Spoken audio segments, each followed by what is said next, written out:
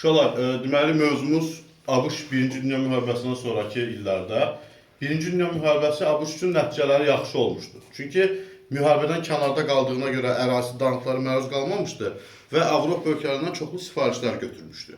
Bunun nəticəsində ABŞ sənaye daha da inkişaf etdi. Artıq 1920-ci ildə ABŞ avtomobil, polad istehsalına və neft istehsalına görə dünyada birinci yerdə idi. Lakin kapital ixracına görə ABŞ 1950-ci illərə qədər, yəni 20-ci əsrin ortalarına qədər Böyük Britaniyanı ötüb keçə bilməyib.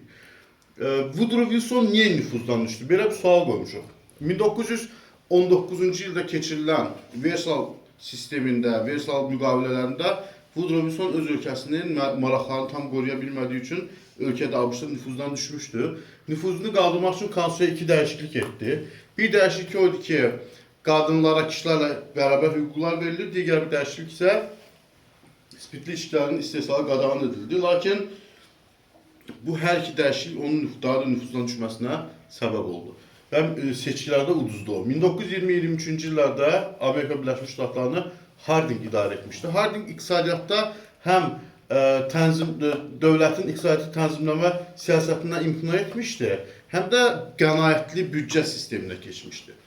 Xarici siyasətdə isə Almaniya ilə sülh müqaviləsi bağlamışdı. Eyni zamanda Washington konferansının keçirilməsi də 1921-22-ci illərdə Washington konferansının keçirilməsi də deməli Hardingin dövrünə aiddir. Sonra Calvin Coolidge'in hakimiyyəti dövrlərində iqtisadi inkişaf baş verdi. Ölkədə konveyer sistemi tətbiq edildi. Sonra konveyer sistemi istehsal prosesində ardıcılığın gözlənilməsidir və müasir texnologiyanın da tətbiq edilməsi konveyer sistemi adlanır və nəticədə iqtisadi inkişaf daha da sürətləndi. Xarici siyasətdə təzminat məsələsində Calvin Coolidge Almaniyanı dəstəklədi. Biz bildiyimiz kimi Amerika Birləşmiş Ştatları tarazlığı qorumaq üçün Almaniyanın tam şəkildə zəiflədilməsini istəmirdilər. Eyni zamanda Filippin və Havay adalarında möhkəmləndi. Latın Amerikası ölkələri ilə əməkdaşlıqları daha da genişləndirdi. 1920-ci illərin ortalarında Amerika Birləşmiş Ştatlarında fundamentalizm hərəkatı baş vermişdi. Fundamentalizm təkamül nəzəriyyəsinin məktəblərdə tədris edilməsinə qarşı çıxan bir hərəkat idi. Bu hərəkat 1920-ci illərdə olmuşdu Amerika Birləşmiş Ştatlarında.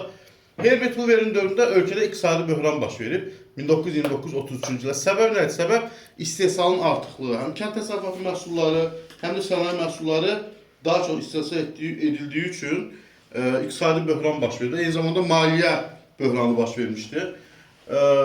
Herbert Hoover bu böhrandan çıxmaq üçün heç bir tədbir görə bilmədi.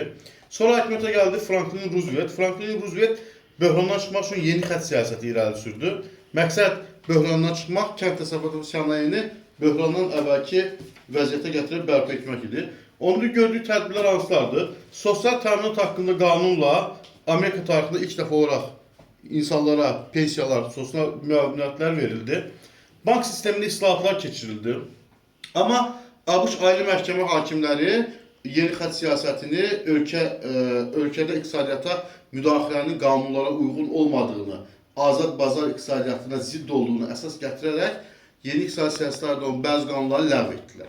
Hətta yeni iqtisadi siyasətin özü belə tamamilə ləğv olma təhlükəsi ilə üz-üzə qaldı. Buna baxmayaraq Franklin Roosevelt deməli böhrandan çıxara bildi öz ölkəsinə. Latın Amerikasına qarşı Franklin Roosevelt'in dövründə mehriban qonşuluq siyasəti həyata keçirilirdi. Bu təbii ki, dırnaqarası mehriban qonşuluqdan gedir. Bu əvvəllər yerinə yetirmiş böyük dəyənək siyasətinə oxşuyur. Bundan başqa xarici siyasətdə 1934-cü ildə SSR ilə münasibətlər bərpa edildi. 1935-ci ildə bitərəflik haqqında qanun qəbul edildi. ABŞ bitərəflik haqqında qanunun mahiyyəti nədir? Heç kimin işinə qarışmırdı müharibəyə kim qoşularsa, amma çatışmazlıq nə idi? Amerika Birləşmiş Ştatları bu qanunda təcavüzə məruz qalanlar təcavüzkar arasında heç bir fərq görmürdü. Lakin 1941-ci il martında verilmiş Lendis haqqında qanunla Amerika Birləşmiş Ştatları özünə sərf edən, özünə lazım olan dövlətlərə hərbi yardım, müxtəlif yardımlar göstərməyə nəzərdə tuturdu ki, Lendis haqqında qanunda ilk dəfə olaraq İngiltərə, sonra isə SSR-yə şamil edilmişdi.